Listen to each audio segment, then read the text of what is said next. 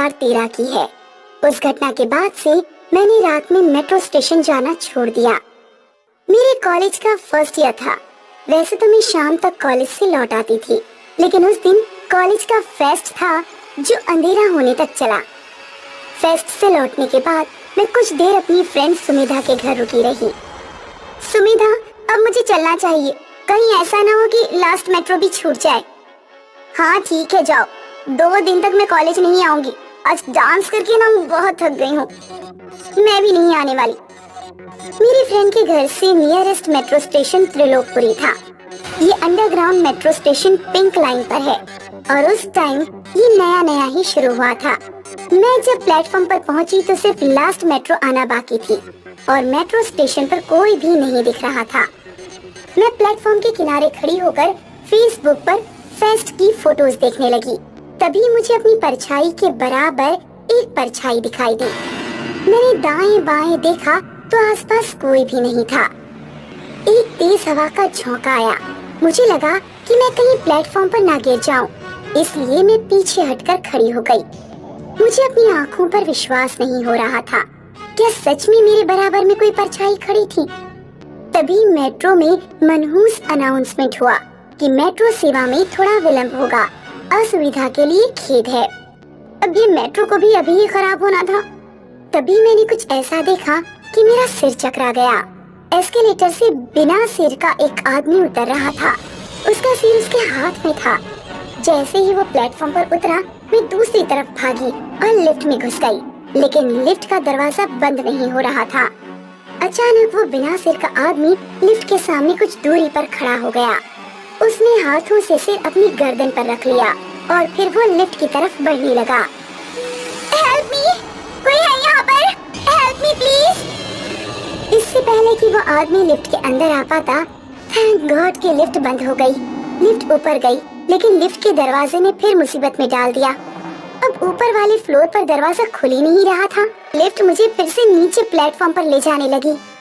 मैंने सुमिधा को कॉल किया, लेकिन वो फोन नहीं उठा रही थी। सुमिधा यार, फोन उठा ले। आखिरकार लिफ्ट नीचे आकर खुल गई। सामने वो आदमी नहीं था। मैंने दाएं बाएं देखा, वो कहीं नहीं था। मेट्रो में फिर अनाउंसमेंट हुआ कि मेट्रो 5 मिनट में आने वाली है। मैं डरते डरते लिफ्ट से बाहर निकली। जिंदगी में पहले कभी मेरे साथ ऐसा कुछ भी नहीं हुआ था। मेरी पूरी बॉडी पसीने से भीग रही थी। दूसरी तरफ के प्लेटफॉर्म पर मुझे एक सफाई वाला झाड़ू लगाते हुए दिखा। तब मेरी कुछ हिम्मत बंधी। मैं जानबूझकर काफी दूर चलकर गई और जिधर वो सफाई वाला झाड़ू लगा रहा था, उसके सामने ही बेंच पर बैठ गई। दूसरे प्लेटफॉर्म पर मेट्रो आई। मेट्रो में लोग दिखे तो मेरा डर और भी कम हुआ। जब मेट्रो चली गई तो वो आदमी जो झाड़ू लगा रहा था गायब हो चुका था। एक बार फिर से मैंने पूरे प्लेटफॉर्म पर खुद को अकेला पाया। तभी सुमिधा का फोन आ गया। हेलो सुमिधा, यार यहाँ मेट्रो पर पता नहीं क्या हो रहा है। क्या हो रहा है? तुम्हें लड़के छेड़ रहे हैं क्या?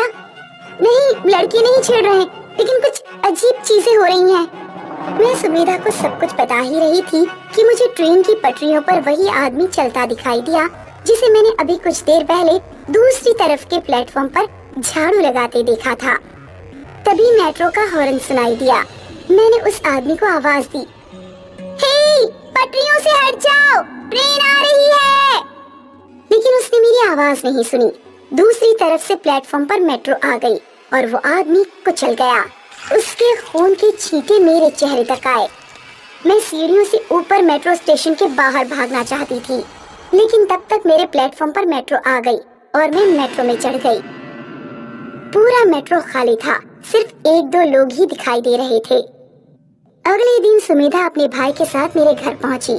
तब मैंने उसे सब कुछ बताया। हालांकि सुमिधा को मेरी बातों पर विश्वास नहीं हो रहा था। मैं समझ गया दीपिका, तुम्हारे साथ क्या हुआ है। जब त्रिलोकपुरी के मेट्रो स्टेशन पर काम चल रहा था तो वहाँ एक हादसा हुआ था जिसमें एक सफाई कर्मचारी मारा गया था। हालांकि बात मीडिया तक नहीं पहुंची थी क्योंकि इससे मेट्रो स्टाफ की बदनामी होती है। शायद तुम्हें उसी सफाई कर्मचारी की आत्मा दिखाई दी है। वो आत्मा कई और लोगों को भी दिखाई दे चुकी है। मेरे दोस्त के साथ भी ऐसा ही कुछ हुआ था जैसा तुम बता रही हो। उस दिन के बाद से मैंने कान पकड़ लिए हैं।